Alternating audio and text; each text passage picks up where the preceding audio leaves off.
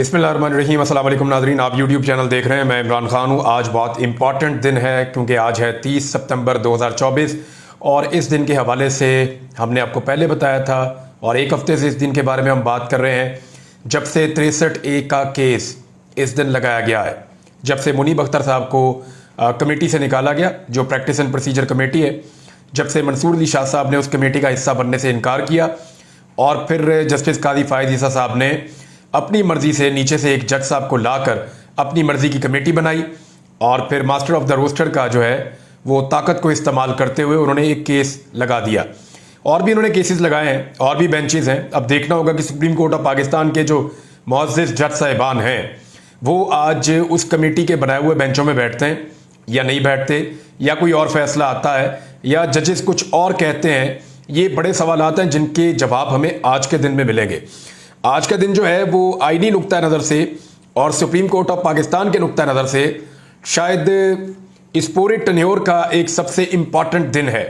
काजी फायद ईसा साहब के लिए आज का दिन सबसे मुश्किल दिन भी हो सकता है और उसकी वजह ये हो सकती है कि देखें, एक उन्होंने ऑर्डिनेंस के ज़रिए से फौरी तौर पर हंगामी बुनियादों पर जस्टिस मुनीब अख्तर साहब को एक कमेटी से निकाला गया और फिर उनकी जगह के ऊपर एक और जज जो हैं जस्टिस अमीनुद्दीन खान, उनको कमेटी के अंदर लाया गया। अब इस सारे खेल में जितने भी कोर्ट रिपोर्टर्स हैं या जो लॉयर्स हैं वो ये कह रहे हैं कि जी ये सारी जो खिचड़ी पकाई गई है और ये सारा एक साजिश की तरह हुआ है। ये सारा खेल है कि 63A के अंदर हुकूमत की मर्जी का फैसला करना है। आज वो केस भी सुप्रीम कोर्ट ऑफ पाकिस्तान में लगा हुआ है। देखना है कि वहां पर जस्टिस मुनीब अख्तर साहब किस तरह की पोजीशन इख्तियार करते हैं, क्योंकि काजी फायद ईसा साहब ने इससे पहले भी एक बेंच बनाया था इसके बारे में और उन्होंने वो बकायदा रिकॉर्ड के ऊपर मौजूद है। बेंच बना तो नहीं था, तश्कील तो नहीं दिया गया था, लेकिन काजी साहब ने प्रपोज किया था और ये कहा था कि जस्टिस मंसूर अली शाह साहब की सरबराही में एक बेंच बने और वो इस केस को सुने। लेकिन उन्होंने कहा यह हंगामी नौयत का केस नहीं है, पहले भी 2 साल से पेंडिंग पड़ा हुआ है, छुट्टियों के बाद सुन लेते हैं। तो अब छुट्टियों के बाद जब जरूरत पड़ी है तो काजी फायद ईसा साहब ने इसी मुकदमे को दोबारा से यानी इस पटिशन को लगा दिया है। रिव्यू पटिशन है ये, और अब जब लगाया है तो अपनी सरबराही में एक मुख्तलिफ बेंच बना दिया है। जस्टिस मुनीब अख्तर उसके अंदर है। देखना है कि वो बेंच में बैठते हैं नहीं बैठते, और अगर बैठते हैं तो क्या केस चलता है, केस अगर चलता है तो फैसला क्या आता है। क्योंकि हुकूमत को अगर आईनी तरमीम करनी है और आईनी अदालत बनानी है या कुछ बड़े बड़े फैसले करने हैं, मौलाना फजलुर रहमान साहब तो कह रहे हैं कि अगर हम इस तरमीम के हक में वोट दे देते तो जो मुसवदा हमें दिखाया गया या जो हुकूमत करने जा रही थी, मौलाना साहब ने बड़ी वजाहत के साथ बहुत क्लियरली उन्होंने ये कह दिया कि जो वो करने जा रहे थे वो एक मार्शल लॉ था, बल्कि मार्शल लॉ से भी बदतर हालात पाकिस्तान में पैदा हो जाते अगर हम हुकूमत के साथ वो आईनी तरमीम करवा देते।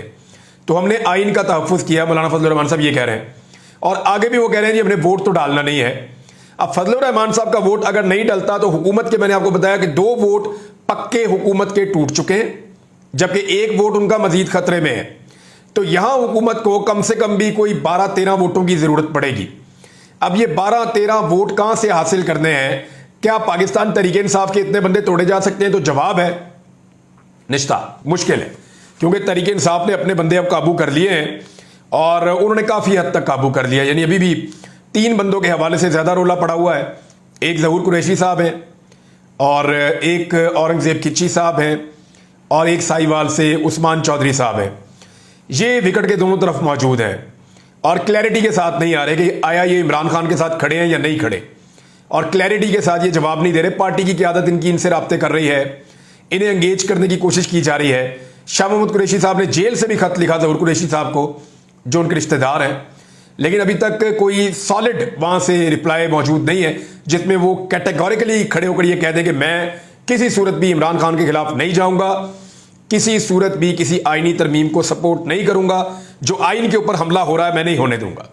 तो अभी तक उन्होंने नहीं किया, लेकिन इनके ऊपर आने वाले दिनों में फिर पाकिस्तान तहरीक इंसाफ प्रेशर अपने कारकुनों के जरिए से बढ़ाएगी या फिर इनके लिए पार्टी के दरवाजे हमेशा के लिए बंद कर देगी।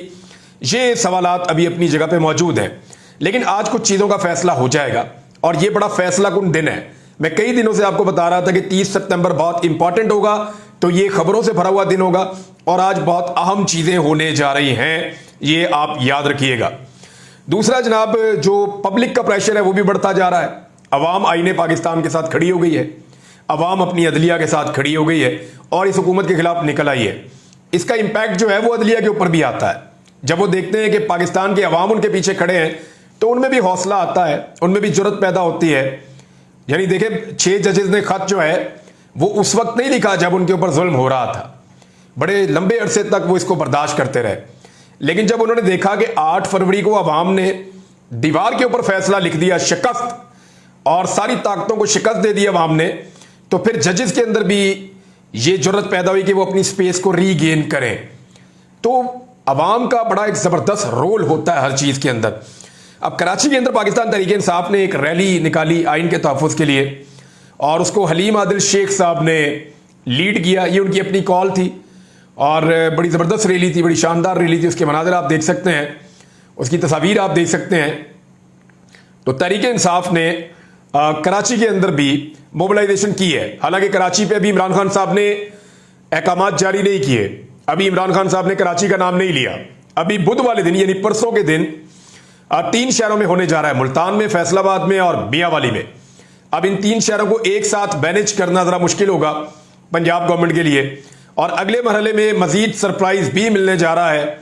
तो इमरान खान साहब शायद कम वक्त देना शुरू कर देंगे ताकि पुलिस की भागदौड़ी लगी रहे। यानी कुछ दोस्त बता रहे हैं कि बहुत बड़ी तादाद में, हजारों की तादाद में पुलिस की नफरी को मुख्तलिफ इजलास से इकट्ठा करके रावलपिंडी बुलाया गया था, छुट्टियां मनसूख की गई थी। अब इतने पुलिस वाले यहां पे बुलाए गए, रेंजर्स का बंदोबस्त किया गया। अब 3 जिले और हैं, वहां पे क्या किया जाएगा, वहां कैसे पुलिस को इकट्ठा किया जाएगा। उसके फौरन बाद मेरी इंफॉर्मेशन के मुताबिक जुमेरात जुम्मे को इमरान खान साहब फिर अगला मरला भी दे रहे हैं कि जनाब इसके बाद कहां कहां पे एहतजाज होना है। तो पाकिस्तान में तो बेशुमार शहर हैं, तो अगर ये इसी तरह ये सिलसिला जारी रहा तो हुकूमत के लिए इनसे निपटना बहुत मुश्किल हो जाएगा और ये पूरी एक तहरीक बनती चली जाएगी। तो आज का दिन जो है वो इंपॉर्टेंट है और हमें देखना पड़ेगा कि आज और क्या होता है। इसमें एक चीज मैं आपको बताऊं कि एमक्यूएम ने भी हुकूमत को धमकी लगा दी है और बड़ी अजीब बात यह, एमक्यूएम के मामला जो होते हैं वो नॉर्मली उनके सियासी और मफादात के मामला होते हैं। उनकी एक लंबी तारीख है, वो जब भी कभी थोड़ी सी सीटों के साथ किसी हुकूमत का हिस्सा बनते हैं तो वो उनको ब्लैकमेल करते ही रहते हैं। हम हुकूमत छोड़ने लगे हैं, हम अपोजिशन के बेंचों पे बैठ जाएंगे, फिर कुछ लेके फिर बैठ जाते हैं। तो अभी एमक्यूएम को पता है कि आईनी तरमीम के चक्कर में है हुकूमत, और अगर ये आईनी तरमीम वाला टाइम गुजर गया तो फिर बाद में ब्लैकमेलिंग करने के लिए कुछ बचेगा नहीं, क्योंकि एमक्यूएम अगर बाहर भी निकल जाती है तो पीपल्स पार्टी और पीएमएलएन मिलकर भी हुकूमत चला ही लेंगे। एमक्यूएम के 21 बंदों के बगैर भी उनका काम चल जाएगा। एमक्यूएम ने कोई सीट नहीं जीती। जितने लोग कराची में रिपोर्ट करते हैं, रिपोर्टर्स, जर्नलिस्ट, वो कहते हैं कि हैदराबाद और कराची में एमक्यूएम को 17 सीटें दी गई हैं और ये दी गई हैं। इनमें अगर आप 1 या 2 के ऊपर कहें कि एमक्यूएम जीती है तो शायद कोई मान ले, शायद कोई जर्नलिस्ट मान ले, वो ये भी मानने के लिए तैयार नहीं है। जो इंडिपेंडेंट ऑब्जर्वर्स हैं, जितने लोगों ने आजादाना तज्जिया किया, उन्होंने कहा एमक्यूएम तो जीती नहीं, पूरा कराची हार गई है, पूरा का पूरा हैदराबाद हार गई है। तो इनको जबरदस्ती 17 सीटें दी गई, वो सारी पाकिस्तान तहरीक इंसाफ की सीटें थी, वो छीन कर इनको दे दी गई और इनकी फिर वो 21 हो गई, क्योंकि इनको आप थोड़े से वो मिल जाती हैं साथ में मखसूस नशिस्तें। तो एमक्यूएम कह रही है कि जी हमारे मैंडेट का एहतराम किया जाए, यानी एमक्यूएम का जो असल मैंडेट है ना उसका एहतराम किया जाए, तो इनकी 21 सीटें वापस इनसे लेके वो उनको दे दी जाए जो वो जीते हैं। एमक्यूएम भी यानी क़यामत की निशानी नहीं है, तौबा करनी चाहिए, कानों को हाथ लगाने चाहिए कि एमक्यूएम कह रही है कि हमारे मैंडेट का एहतराम किया जाए। कराची में आप आज इलेक्शन करवा लें दोबारा, आप 1 साल बाद इलेक्शन करवा लें दोबारा, जो कुछ एमक्यूएम ने इस कराची के साथ किया है, और ये जो एमक्यूएम के जितने भी लोग हैं ये सारे फार्म 47 वाले हैं, जाली फार्म 47 के ऊपर आकर बैठ गए हैं और चौड़े होकर कहते हैं जी हमारे मैंडेट का एहतराम किया जाए। अगर मैंडेट का एहतराम होता ना तो आप यहां होते ही नहीं, आपको इस्लामाबाद की फ्लाइट ही ना मिलती। आपको जाली फार्म 47 देकर इस्लामाबाद की फ्लाइट पे चढ़ाया गया है, लिहाजा आपको उसी तनख्वाह पे काम करना पड़ेगा। बार एमक्यूएम को लगता है कि ये ब्लैकमेल करने का थोड़ा सा टाइम है तो कर लिया जाए। फजलुर रहमान साहब ने बहुत क्लैरिटी के साथ ये कह दिया कि जी ये असेंबली में तो हम तरमीम नहीं होने देंगे। उन्होंने कहा ये बहुत बड़ी तरमीम है, इसमें बहुत बड़ी बड़ी चीजें हैं, तो ये जाली असेंबली है फार्म 47 की, वो इसको ये हक ही नहीं बनता कि ये तरमीम करे, लिहाजा इसके अंदर हम नहीं करेंगे। फजलुर रहमान साहब ने फैसला सुना दिया। अब अगर फजलुर रहमान साहब निकल जाते हैं, जिसके ऊपर अभी भी आपको शक करना चाहिए, उसूलन फजलुर रहमान साहब के सारी जिंदगी के ट्रैक रिकॉर्ड को देखते हुए आपको यह मार्जिन हमेशा रखना पड़ेगा कि किसी वक्त भी फजलुर रहमान साहब स्लिप होकर इधर से इधर जा सकते हैं और वो कहेंगे वसी तर कौमी मफाद में, वसी तर मुल्क के मफाद में और वसी तर जाती मफाद में, ये वाला वो नहीं कहेंगे, लेकिन वो बताएंगे कि जनाब हमने ये कर दिया है। तो फजल रहमान साहब पे अगर इंसार भी करें तो फिर भी 5-6 बंदे उनको चाहिए होंगे हुकूमत को, तो वो बंदे वो कहां से लेंगे? ये है वो बड़ा सवाल जिसका जवाब हुकूमत को अभी तक नहीं मिल रहा। अच्छा, 63A के ऊपर इंसार है और मुमकिन है कि पाकिस्तान तहरीक इंसाफ के अंदर से कुछ बंदे काबू किए गए हो और बंदों के नाम भी बाद औक़ात लिए जाते हैं, लेकिन 3 बंदों के बारे में मैंने आपको बताया जिन पे अभी पाकिस्तान तहरीक इंसाफ बदस्तूर काम कर रही है और दूसरी जानिब से भी इन बंदों पे काम हो रहा है और ये बंदे विकेट के दोनों जानिब अभी तक खेल रहे हैं। एक और चीज है, पंजाब की इंफॉर्मेशन मिनिस्टर ने कहा कि जी नवाज शरीफ बैरून मुल्क क्यों ना जाएं, वो आज़ाद शहरी हैं। बिल्कुल जी, जाएं बैरून मुल्क, क्यों ना जाएं? उनका घर वहां पे, उनका इलाज वहां पे, उनकी औलाद वहां पे, उनका कारोबार वहां पे, उनकी औलाद का कारोबार वहां पे, उनके इंजॉयमेंट के सारे जराए वहां पे और हर चीज़ तो उनकी वहां पे है, उनके एसेट्स वहां पे पड़े हुए हैं, असासे वहां पे पड़े हुए हैं। तो मियाँ साहब क्यों ना जाएं बाहर?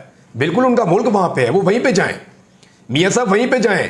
ये उन्होंने अपना मुल्क बना लिया हुआ है। ये सिर्फ पाकिस्तान में इक्तदार के लिए आते हैं, पाकिस्तान में सिर्फ इंजॉयमेंट के लिए आते हैं। छोटे से छोटा इलाज भी जाके अपने बच्चे तक पैदा करने के लिए तो इनकी औरतें बाहर जाती हैं, ताकि बच्चा जब पैदा हो तो उसके बाद नेशनैलिटी उस मुल्क की हो। यहां तक तो ये सियासी बड़े बड़े खानदान जो हैं वो पहुंच चुके हैं। तो जो कुछ भी मियाँ साहब का है वो बाहर ही हैं, बाहर ही जाएं, ठीक है, इंजॉय करें।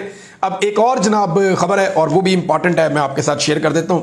हम ये महसूस कर रहे हैं गुज़िश्ता कुछ अरसे से कि शायद पाकिस्तान की पॉलिसी बदल रही है। यानी मैं आपको कुछ चीज़ें आपके सामने रखता हूं, ये फैक्चुअल हैं, आप जाकर इनको वेरीफाई कर सकते हैं। जनरल बाजवा ने जब हमें बुलवाया था सहाफ़ियों को, कुछ 30-40 सहाफ़ी थे और उसके अलावा उन्होंने अलग अलग भी सहाफ़ियों से मुलाकातें की। मेरे साथ तो अलग नहीं की, लेकिन मुझे पता है कि क्या क्या बातें हुई, सहाफ़ियों ने मुझे बताई।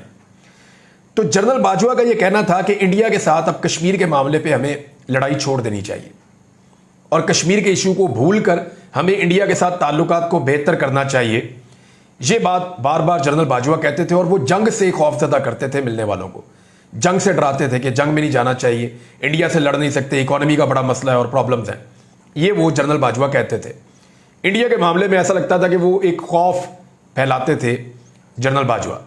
और ये मैं नहीं कह रहा, पहले ही रिपोर्ट हो चुका है, ये नसीम ज़ारा साहब ने भी कह दिया, हामिद मीर साहब ने भी कह दिया और बाकी लोगों ने भी बताया, बल्कि उन्होंने तो इससे भी चंद स्टेप आगे जाके चीज़ें बताई कि जनरल बाजवा क्या कुछ कहा करते थे। बहरहाल ऐसा लगता है कि पाकिस्तान की पॉलिसी वाकई रफ्ता रफ्ता जो है ना वो बदल गई कश्मीर के बारे में।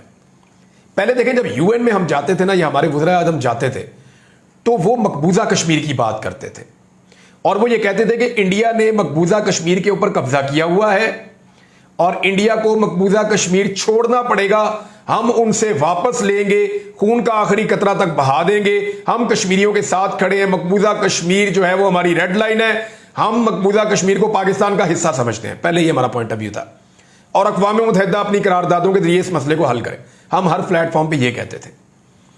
अब शहबाज शरीफ साहब की अब तकरीर उठा के देख लें, उन्होंने मकबूजा कश्मीर का नहीं बोला, वो ये बोलते हैं कि आज़ाद कश्मीर में इंडिया हमला करना चाहता है, तो पाकिस्तान के ऊपर अगर इंडिया हमला करेगा और हमारी सरजमीन को क्लेम करेगा तो हम उसको मुंह तोड़ जवाब देंगे। अब यही पोजीशन आज से चंद साल पहले इंडिया की थी। तब पोजीशन क्या थी? तब यह था कि इंडिया आज़ाद कश्मीर की बात नहीं करता था, इंडिया बात करता था मकबूजा कश्मीर की, कि अगर पाकिस्तान ने मकबूजा कश्मीर के अंदर मुदाखलत की तो हम ये कर देंगे, वो कर देंगे। जो आज पाकिस्तान का मौक़िफ़ है वो कल इंडिया का था और इंडिया कभी ये नहीं कहता था कि आज़ाद कश्मीर छीनेंगे, ये वो इस तरह की बातें वो नहीं करते होते थे, वो डिफेंसिव थे, हम ऑफेंसिव थे, हम एक कदम आगे थे। लेकिन अब इंडिया कहता है कि जी पाकिस्तान को, अभी उनके जयशंकर ने कहा अक़वाम मुत्तहिदा में खड़े होकर, आप अपने वज़ीर आज़म की तकरीर सुन लें और इंडियन वज़ीर ख़ारजा की सुन लें। उन्होंने कहा जी पाकिस्तान के पास हमारी टेरिटरी है, हमारे इलाके हैं पाकिस्तान के पास, और वो कश्मीर के ऊपर और गिलगित बल्तिस्तान के ऊपर अपना हक जताते हैं और वो कहते हैं जी हम वापस लेंगे, ये हमारा कन्फ्लिक्ट है पाकिस्तान के साथ। और पाकिस्तान कहता है जी आप अटैक करेंगे तो हम जवाब देंगे। हम डिफेंसिव हो गए, इंडिया ऑफेंसिव हो गया। हमारी पॉलिसी में जो शिफ्ट आया वो ये है कि पहले हम मकबूजा कश्मीर की बात करते थे और इंडिया मकबूजा कश्मीर को अपने पास रखने की बात करता था। अब हम आज़ाद कश्मीर की बात करते हैं, इंडिया आज़ाद कश्मीर की बात करता है और हम कहते हैं नहीं हमने इसको अपने पास रखना है। यानी ये तो एक अजीबोगरीब सिचुएशन है इस वक्त और समझ से बाहर है कि पाकिस्तान की ये क्या रियासती पॉलिसी बदल गई है। इसराइल के बारे में भी देखें ना, इसराइल के बारे में 2 प्रोटेस्ट हुए कल के दिन में। एक सेनेटर मुश्ताक साहब ने किया इस्लामाबाद में, वो भी गिरफ्तार, उनकी एहलिया भी गिरफ्तार, उनके साथ जो बच्चे थे, नौजवान थे, वो भी गिरफ्तार, और बड़े डंडे मारे पुलिस ने, लाठी चार्ज कर करके गाड़ियों में डाल के घसीट के वहां से उनको ले गए। अब इस्लामाबाद में इसराइली जारहियत के खिलाफ मुसलमान निकलते हैं, पाकिस्तानी निकलते हैं, उन्हें इस्लामाबाद पुलिस मारते मारते गाड़ियों में डालती है और ले जाती है। समझ आ रही है आपको? ये क्या पॉलिसी है? यानी इसराइल के खिलाफ बात करना इस्लामाबाद में क्या रियासत की पॉलिसी बदल गई है? बात नहीं की जा सकती। वहां पे वो कह रहे हैं जी हम वॉकआउट कर रहे हैं, इसराइल जब बात कर रहा है सलामती काउंसिल में। और ख्वाजा आसिफ ने खुद ट्वीट किया हुआ है। ख्वाजा आसिफ का ट्वीट अगर आप देखें तो वो ये बता रहे हैं कि मैंने तो खुद ये एहतजाज न्यूयॉर्क में खड़े होकर देखा, लोग खासे जज्बाती होकर जा रहे थे, बहुत जज्बाती थे लोग, जो फलस्तीनियों के हक में मुजाहरा हो रहा था न्यूयॉर्क सिटी में। ख्वाजा साहब न्यूयॉर्क सिटी में होने वाले मुजाहरे के ऊपर ओके कर रहे हैं, कह रहे हैं बहुत अच्छा हुआ, मैंने खुद खड़े होकर देखा, मैं विटनेस हूं इसका। लेकिन उसी वजीर दिफा के दारुल हुकूमत में पाकिस्तान के अंदर जब पाकिस्तानी यहां पे एहतजाज करते हैं तो डंडे मार के उनको गिरफ्तार कर लेते हैं। क्यों? क्या पाकिस्तान की इसराइल के बारे में पॉलिसी भी बदल गई है? मैं ये गौर कर रहा हूं और ये चीजें बहुत तेजी से हो रही हैं।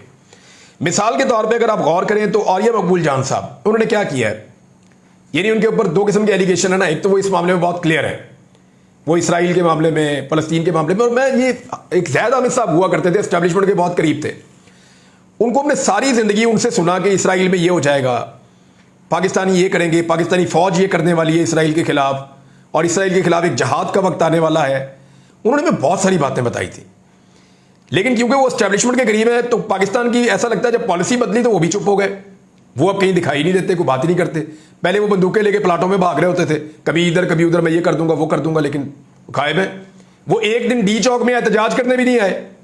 यानी समझ नहीं आ रही कि क्या वाकई रियासत ने इसराइल और इंडिया के बारे में अपनी पॉलिसी को बिल्कुल बदल दिया है, फलस्तीनियों के बारे में पाकिस्तान ने अपनी पॉलिसी को बिल्कुल बदल दिया है, समझ नहीं आ रही।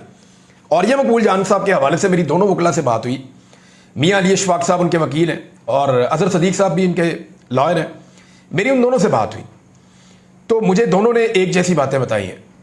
मियाँ अली अशफाक साहब ने मुझे बताया कि जी हमने बहुत कोशिश की है, ऐसे होता नहीं है, और ये साहब का केस बार बार लगता है और फिर नहीं सुना जाता, फिर लगता है फिर नहीं सुना जाता। जानबूझकर एक दिन वो कहते हैं जी हमने बड़ी कोशिश की, हमें 42वां नंबर मिला, फिर दोबारा बहुत कोशिश की, हमें 32वां नंबर मिला, अब हमने दोबारा बहुत कोशिश की, हमें 13वां नंबर मिला। हमारी कोशिश है कि इस मुद्दे को सुना जाए। दूसरी एक और चीज जो इन दोनों ने मुझे बताई वो ये है कि औरिया साहब की मुलाकात उनके खानदान के लोगों से भी नहीं करवाई जा रही और वकला से भी नहीं करवाई जा रही, और मुबैना तौर पे निगरानी के अंदर उनकी सिर्फ टेलीफोन पे हफ्ते में बात करवाई जाती है।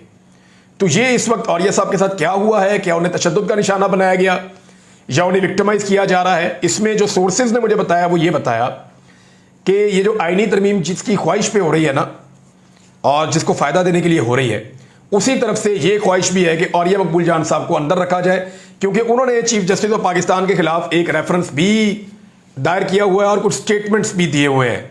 तो क्या ये इसलिए हो रहा है? तो ये तो इंसाफ का खून हो रहा है, और इंसाफ के इस कत्ल के ऊपर अदलिया कैसे खामोश रह सकती है? मेरे ख्याल में औरिया मकबूल जान साहब के लिए सबको आवाज उठानी चाहिए, उनके साथ बहुत ज्यादती हो रही है। अब तक के लिए इतना ही, अपना ख्याल रखिएगा, अपने इस चैनल का भी। अल्लाह हाफिज।